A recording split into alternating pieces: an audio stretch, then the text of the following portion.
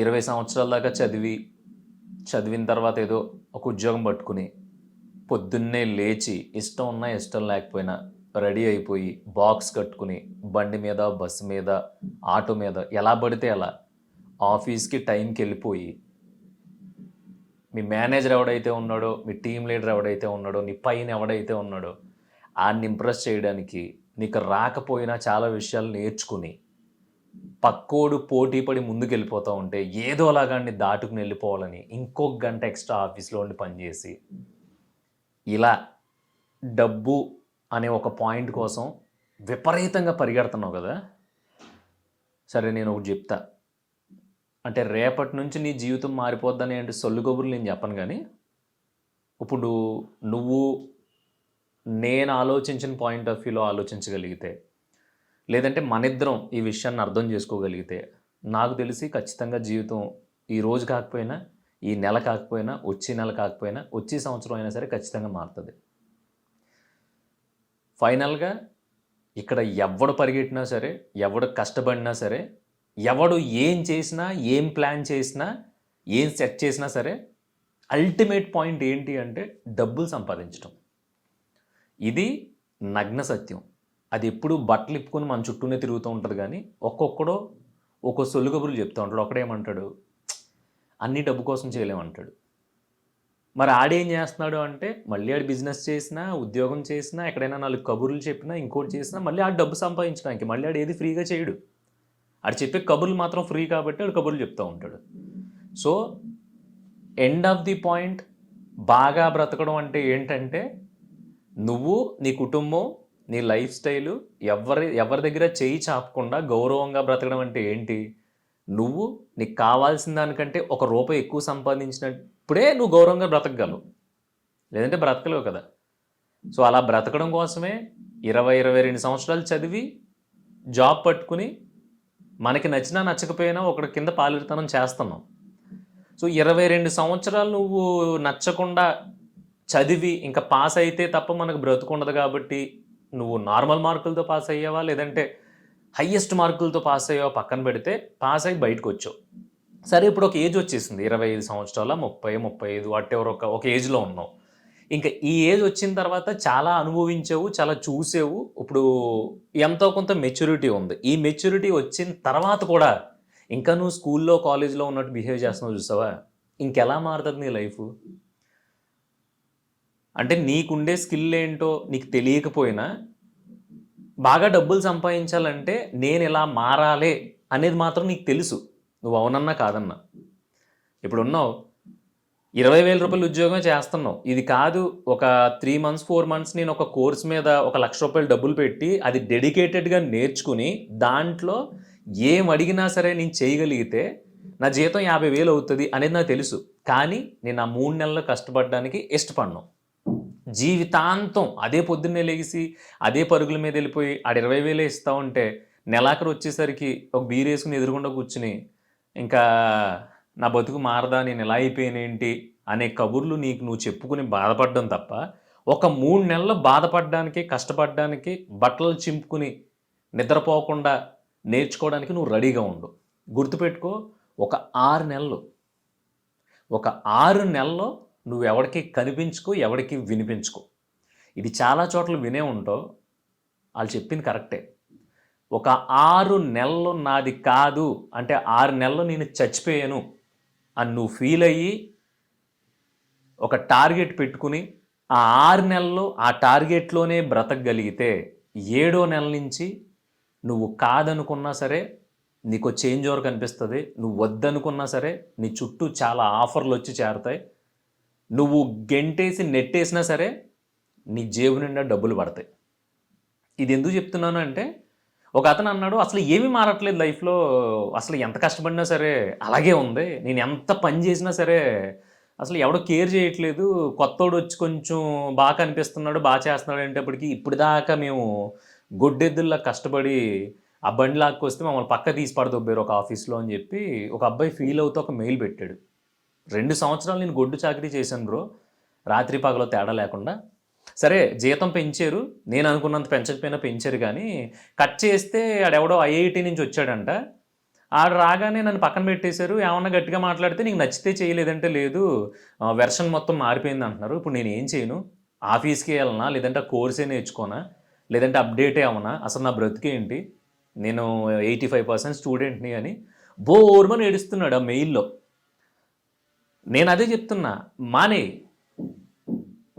లేదంటే ఇప్పుడు మానలేకపోతే నీ చుట్టూ చాలా రెస్పాన్సిబిలిటీస్ ఉంటే ఒక 1 ఇయర్ టైం పెట్టుకో. 1 ఇయర్ నువ్వు వేసే పత్తి వ్యాపారాలు, ఈఎంఐలు అవన్నీ పెట్టుకోకుండా నెలకి నీకు వచ్చే జీతంలో 30% దాయమంటారు కదా! 30% కాదు 70% దాయడానికి ట్రై చేయి. అంటే నువ్వు ఒక సంవత్సరం ఉద్యోగం చేయకపోయినా సరే, ఒక సంవత్సరం నువ్వు అసలు మినిమమ్ కాలు కిందకి పెట్టకపోయినా సరే, ఒక 2 పూటలు తినడానికి సరిపడేంత డబ్బులు పోజేసుకుని ఉద్యోగం మానేయి. ఉద్యోగం మానేసి మార్కెట్లో తిరుగు. జాబ్ నుంచే డబ్బులు సంపాదించాలని నువ్వు అనుకుంటే చాలా దారులు ఉన్నాయి. ఒక మంచి కోర్స్ పట్టుకో, ఏదో ఒకటి నేర్చుకో, కసి తీరా. అది ఎలా ఉండాలంటే ఆ కోర్స్ నువ్వే కనిపెట్టేవేమో అన్నంత రేంజ్‌లో ఉండాలి మరి నీ పర్ఫార్మెన్స్. అలా నేర్చుకుని నువ్వు మార్కెట్‌లో నిలబడి ఇది నేను అని చెప్పి రకరకాల ప్లాట్‌ఫార్మ్స్ ఉన్నాయి. లింక్డ్ఇన్ ఉంది, నౌకరీ ఉంది. దాంట్లో ఒక రెజ్యూమ్ ఇసిరేవనుకో, రోజు 4, 5 ఇంటర్వ్యూలు పిలుస్తారు నిన్ను. నువ్వు 4, 5 ఇంటర్వ్యూలకు కూడా ఎళ్ళక్కర్లా. జస్ట్ ఒక దానికెళ్ళి నువ్వు మాట్లాడడం మొదలు పెడితే నీ ప్రెజెంటేషన్ చూస్తే అవతలోడికి కళ్ళు బయలు గమ్మాలి. కానీ ఇది నువ్వు చెయ్యు. ఎందుకంటే నేను చెప్తున్నాను కదా! తిట్టకూడదు గానీ గుద్ద బద్ధకం. చెయ్యం మనం. అలా చెయ్యకుండా అదే కంపెనీలో ఆడు మనల్ని వాడుకుంటున్నాడని తెలిసినా కూడా మనం వాడికి అనవసరంగా చాకరీ చేస్తున్నామని తెలిసినా సరే, ఆడిని ప్రతి నెలాఖరునో లేదంటే ప్రతిరోజు సాయంత్రమో మనం తాగినప్పుడు ఫ్రెండ్స్‌తో కూర్చున్నప్పుడు మొత్తం వాడికి దొబ్బుతున్నాడురా జీతాలేమో పెంచట్లేదు అని తిట్టుకుంటాం తప్ప, నువ్వొక రేంజ్‌కెళ్ళిపోయి నాకింత కావాలి అని డిమాండ్ చేసి స్టేజ్‌లో ఉంటే నువ్వు, ఆడెవడో నీకు పెంచేదేంటి? నచ్చకపోతే నేనెళ్ళిపోతా. నాకింత కావాలి, నేనింత కష్టపడుతున్నా. నా దగ్గర ఇంత టాలెంట్ ఉంది. ఓకే. నా టాలెంట్ నీకు అవసరం లేదు అనుకుంటే నేనెళ్ళిపోతాను అనే రేంజ్‌లో నువ్వు ఉండాలి. అంతేగాని సార్ అదే నేను లాస్ట్ టైం కూడా నేను అందరికంటే ఒక 1 అవర్ ఎక్కువున్నాను. నేను చేశాను అసలు నేను నేను ఈ అడుక్కోవడం ఏంటి? 22 సంవత్సరాలు నువ్వు చదువుకుంది ఇలా అడుక్కోవడానికా? దాని బదులు మానేయి. మానేసి ఊరెళ్ళిపో. ఊరెళ్ళిపోయి నేను అక్కడ అడుక్కోలేకపోతున్నాను. నాకు చేత కావట్లేదు. నేను ఎక్కడ ఏదో ఒకటి చేసుకుంటాను. నేను చేతగానోడిని అని ఒప్పేసుకో. అది నీ తప్పే. ఇప్పుడు నిన్ను మోటివేట్ చేయట్లా. నిన్ను తిడతన్నా నీకు అర్థం కావట్లేదేమో.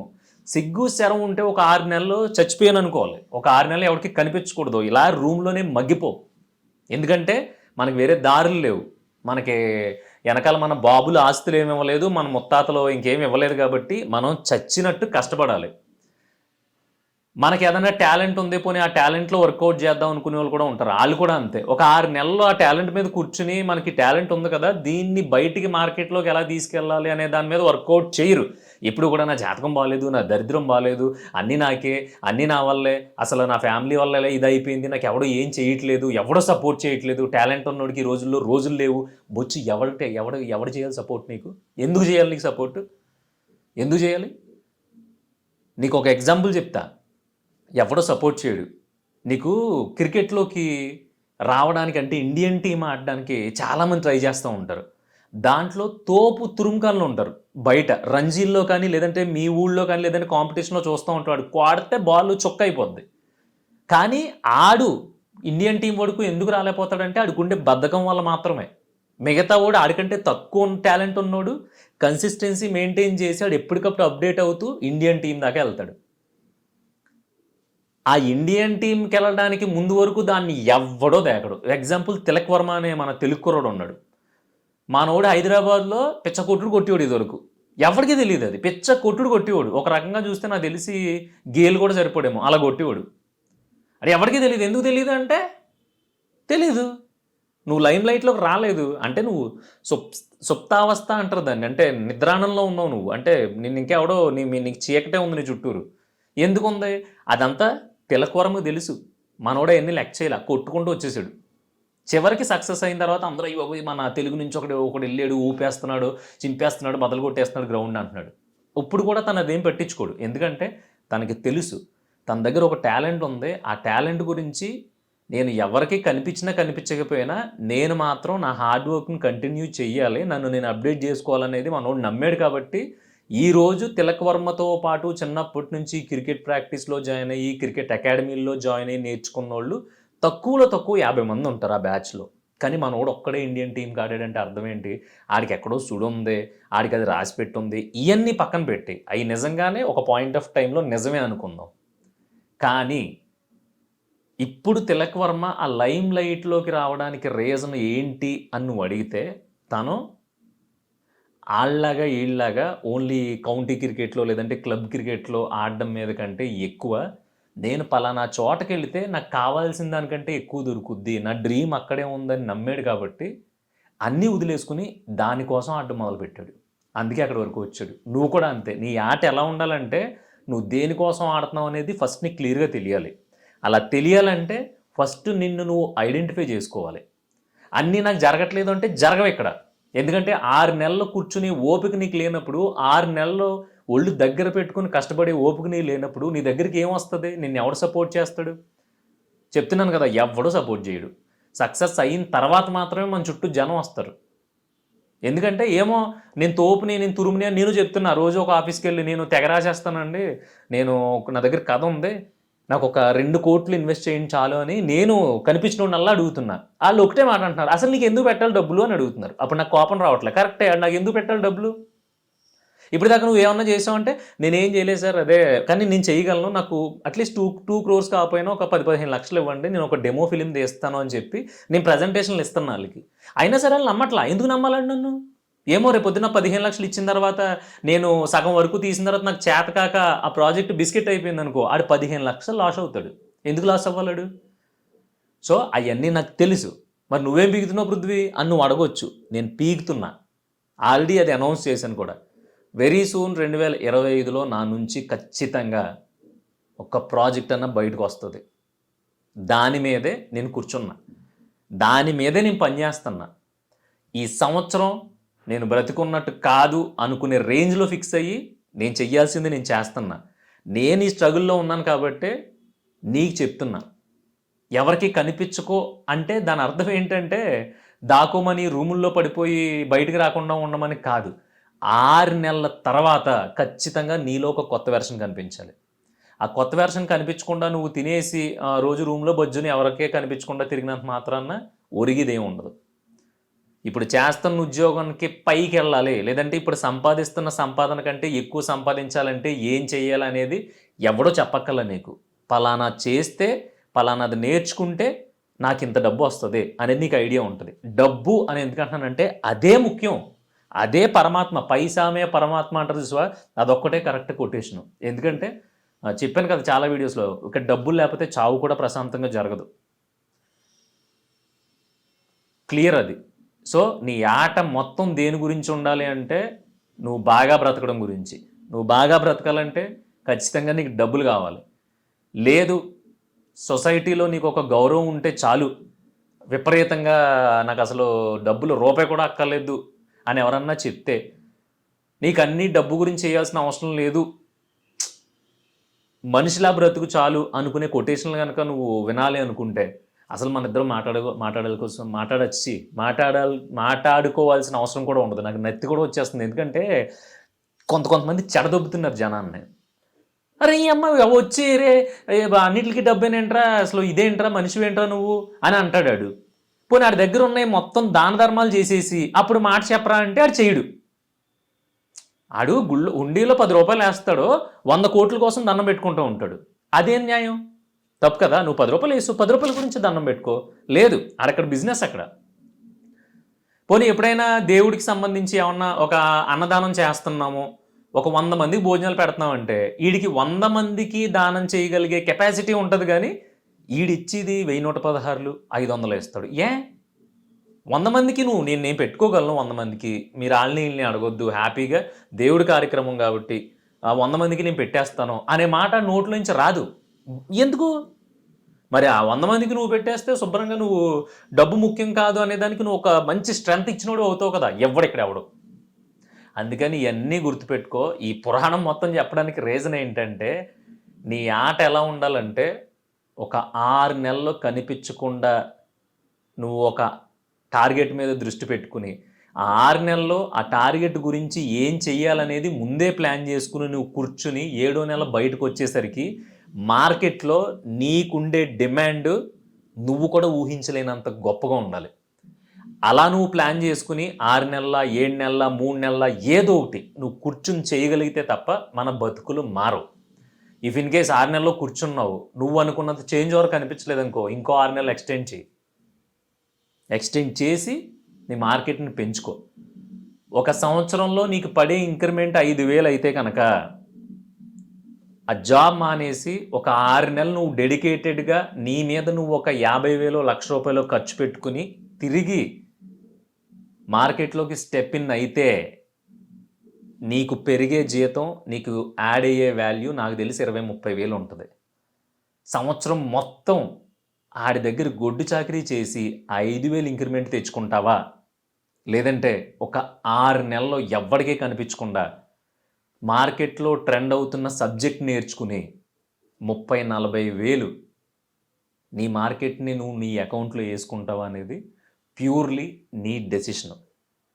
ఇది ఎందుకు చెప్తున్నానంటే ఆ మెయిల్ చదివిన తర్వాత నాకు అనిపించింది, పాపం అన్నీ తనకు తెలుసు, అన్నీ తనే మెయిల్లో చెప్పాడు. కాకపోతే తనకు ఉండేది కేవలం బద్ధకం వల్లే ఎమోషనల్గా అన్నీ ఆలోచించుకుని, అంటే నేను ఎంత చేసినా అవ్వట్లేదు, నన్ను పక్కన పెట్టేశారు, నేను 2 సంవత్సరాలు కష్టపడ్డాను, నాకు వేసింది 5,000 ఇంక్రిమెంట్, అసలు నాకు 15,000 ఇంక్రిమెంట్ ఎక్స్పెక్ట్ చేశాను, ఈ సొల్లు కబుర్లని చెప్తున్నాడు. సో బాబు, నువ్వు ఇదంతా పక్కన పెట్టేసి ఒక 6 నెలల్లో ఎస్కేప్ అయిపో. 6 నెలలు డిస్మిస్ అయిపో, మొత్తం అసలు కనిపించొద్దు. అమ్మ ఇదే ఈడు ఎటన్నా పారిపోయాడా అనిపించే రేంజ్లోకి వెళ్ళిపోయి 6 నెలల్లో ప్రతి క్షణాన్ని నువ్వు ఉపయోగించుకుంటే, కట్ చేస్తే 6 నెలల తర్వాత లేదంటే 1 ఇయర్ తర్వాత ఇప్పుడు నీకు 5,000 వేయటానికి నీలిగి నిక్కాడు కదా, నువ్వు వేరే దాంట్లో జాయిన్ అయినప్పుడు ఇప్పుడు నీ జీతం ఒక 30,000 అనుకుంటే ఖచ్చితంగా నువ్వు మార్కెట్లో 45,000-50,000కి నీ టాలెంట్ని అమ్ముకోగలుగుతావు. ఎందుకంటే నువ్వు 6 నెలల్లో అంత సాలిడ్గా ప్రిపేర్ అయి ఉంటావు కాబట్టి. ఇది ప్రతి ప్రొఫెషన్కి వర్తిస్తుంది. బిజినెస్కి కావచ్చు, ఇంకో దానికి కావచ్చు. బిజినెస్లో కొన్ని డిఫికల్టీస్ ఉంటాయి కాబట్టి మేబీ పాసిబిలిటీస్ ఎంత ఉంటాయో మనం చెప్పలేం. కానీ మనల్ని మనం ఒక పాయింట్లో స్ట్రాంగ్గా నిలబెట్టుకోవాలి అంటే మన దగ్గర ఏదో ఒక కాంటెంట్ ఉండాలి. ఎందుకంటే ఇక్కడ ఏదో ఒక పని చేస్తేనో, ఏదో ఒక బిజినెస్ చేస్తేనో, ఏదో ఒకటి అమ్ముకుంటే తప్ప ఇక్కడ రోజు గడవదు. అయితే మన టాలెంట్ నమ్ముకుంటామా, లేదంటే సరుకులు అమ్ముకుంటామా, మన ఐడియాలు నమ్ముకుంటామా, లేదంటే మన కథలు నమ్ముకుంటామా, లేదంటే మన మాటలు ఏదో ఒకటి అమ్ముకుంటే కానీ నువ్వు బతకలేవు. సో అది నీకు అర్థమైనప్పుడు, ఆ ఉన్న అన్నట్లో నీ టాలెంట్ ఏంటి అనేది నీకు తెలిసినప్పుడు, ఆ టాలెంట్కి ఇంకేం యాడ్ చేస్తే నువ్వు స్ట్రాంగ్ అవుతావు అని నీకు తెలుస్తుందో అప్పుడు మాత్రమే నీ మార్కెట్ బాగుంటుంది. కష్టాన్ని నమ్ముకునేవాడు, ఫర్ ఎగ్జాంపుల్ డైలీ ఊళ్ళో కూలి పనికి వెళ్తున్నావు, నువ్వు ఆడ 500 ఇస్తున్నాడు, నువ్వు ఆడి దగ్గరికి వెళ్ళటం ఎందుకు? ఒక వారం రోజులు గ్యాప్ తీసుకో, నీ మండలం, నీ పక్కూరు, లేదంటే పక్కనే ఉన్న టౌను, అక్కడంతా తిరుగు. నీకు ఎక్సెల్ బండే ఉండొచ్చు, హ్యాపీగా తిరిగి ఏ పనికి ఎంత ఇస్తున్నారో కనుక్కో. ఆ పని నీకు వచ్చో రాజు తెలుసుకో. ఒక పనికి రోజుకి 1,000 రూపాయలు ఇస్తున్నారు, మా ఊళ్ళో 500 ఇస్తున్నారు, కాకపోతే ఆ పని చేయడం నాకు రాదు. ఆ పని నేను ఒక వారం రోజులు ఎవడో ఒకటి దగ్గరికి వెళ్ళి నేర్చుకుంటే నీకు 10వ రోజు నుంచి రోజుకి 1,000 రూపాయలు వస్తున్నాయి అన్నప్పుడు నువ్వు మూసుకుని వెళ్ళి పక్కూరు వెళ్ళి ఆ పని నేర్చుకుని ఒక వారం రోజులు నేర్చుకుంటావు, 10 రోజులు నేర్చుకుంటావు, 11వ రోజు నుంచి వెళ్ళి 1,000 రూపాయలు తెచ్చుకో. ఏమైంది? సో ఇక్కడ ప్రతిదీ క్యాలిక్యులేటెడే, ప్రతిదీ నీ చేతిలోనే ఉంది. నువ్వు ఎంతలా దాన్ని అబ్జర్వ్ చేసి నువ్వు పట్టుకుని ఆ పనిలో కూర్చోబెట్టుకుంటావో అప్పుడు మాత్రమే నీ బ్రతుకు బాగుంటుంది. ఒకే ఫ్యామిలీలో ఒకే ఇంటి పేరులో ఉన్నోళ్ళు గొప్పోళ్ళు ఉన్నారు, అడుగు తినే వాళ్ళు కూడా ఉన్నారు. ఎందుకు ఉన్నారంటే డబ్బు ముఖ్యం కాదు కదా, మీ ఇంటి పేరుడే కదా, పైకి తీసుకొచ్చేయచ్చు కదా. ఇప్పుడు నీకు 1 కోటి రూపాయలు ఆస్తుంది, ఆడికో 20 లక్షలు ఇచ్చాం కాదు, లైఫ్ సెట్ కదా, మీ ఇంటి పేరు కదా, ఎవరు మీ కులపోడే కదా, నీ కోట్లు ఆస్తుంది కదా, సరి సమానంగా నీ కులపోళ్ళందరికీ పనిచేసావు అనుకో, అందరూ మన కులవాళ్ళు అందరూ సమానంగా ఉన్నావురా, ఒక్కడు కూడా పేదోడు లేడు, ఒక్కడు కూడా దరిద్రాల్లో లేడు అని నువ్వు కాళ్ళు ఎగరేయచ్చు కదా. ఇక్కడ ఎవడో ఎగరేయడు. ఆడి దగ్గరికి వచ్చి సోది చెప్పి, లేదులేరా పరిస్థితులు బాగాలేదు కదా, అలాగే ఉంటుందిలే, జాగ్రత్తగా చూసుకో మరి అని ఓదార్చేసి వెళ్ళిపోతారు తప్ప ఆడు మనల్ని పైకి తీసుకురావాలనే ఒపీనియన్ ఎవరికే ఉండదు. మనం ఏదో ఒక పాయింట్లో సక్సెస్ అయ్యి పైకి వచ్చిన తర్వాత ఇది మావాడేరా అంటారనమాట. అందుకని దయచేసి ఎవడి మీద ఆశలు పెట్టుకోకు. ఆశలు పెట్టుకోకని ఎందుకంటున్నానంటే అది ఆల్ది కాదు, తప్పు నీది. ఎందుకంటే నీ క్లారిటీ ఉంది ఇక్కడ ఎవడో ఏం చేయడం అనేది. కానీ నువ్వు ఆ క్లారిటీ ఉన్నా మళ్ళీ వాళ్ళ మీద ఆశలు పెట్టుకుని అసలు నువ్వు చెయ్యాల్సిందంతా వదిలేసి ఆడి కోసం ఈడి కోసం ఎదురు చూసావు అనుకో, చివరికి మనం హ్యాపీగా లాస్ట్‌లో ఇప్పుడు 2500 పెన్షన్ ఇస్తున్నారు. 3500 4000 అవుద్ది. మనం ముసలోళ్ళు అయ్యేసరికి. ఆ పెన్షన్ తీసుకొని చెట్టు కింద కూర్చొని చుట్ట కాల్చుకుంటాను. బాధపడతాను జరిగిపోయిన దాని గురించి. టికెట్ తీసేయడమే. అందుకని ఒక 6 నెలలు నీ బతుకు మారాలంటే. లేదు ఏముందిలే ఇలా ఎమోషనల్‌గానే బ్రతికేస్తాను. ఇలా అయిపోయింది, అలా అయిపోయింది. నేను కష్టపడినా నన్ను ఎవడో దేకట్లేదు అని ఇలాంటి కబుర్లు చెప్పుకుంటూ బ్రతికేస్తానంటే ఆల్ ది వెరీ బెస్ట్.